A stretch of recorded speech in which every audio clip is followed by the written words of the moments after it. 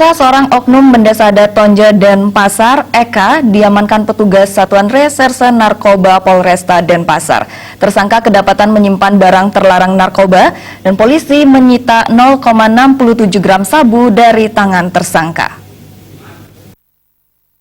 Wakapolresta Denpasar AKBP Nyoman Artana mengatakan tersangka yang merupakan tokoh masyarakat tersebut ditangkap di rumahnya Jalan Seroja Denpasar.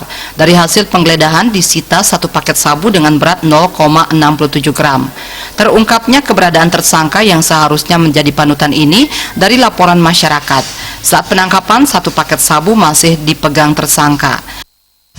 Kemudian yang perlu kita cermati di sini adalah yang bersangkutan adalah salah satu tokoh masyarakat, itu Bendesa Adat, yang seyogianya atau sepatutnya yang bersangkutan adalah panutan atau contoh dari masyarakat. Itu yang kita sayangkan.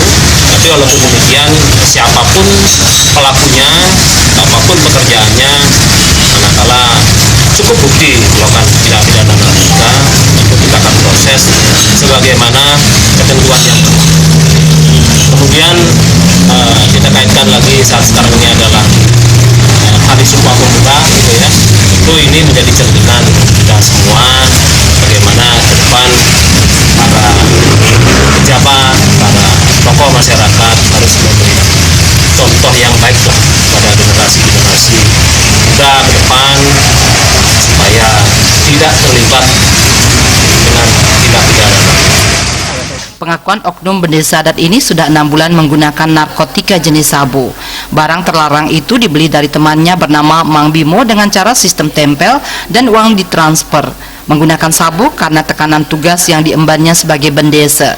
Akibat perbuatannya, tersangka Eka dijerat pasal 112 Undang-Undang Nomor 35 Tahun 2009 tentang narkotika dengan ancaman 12 tahun penjara.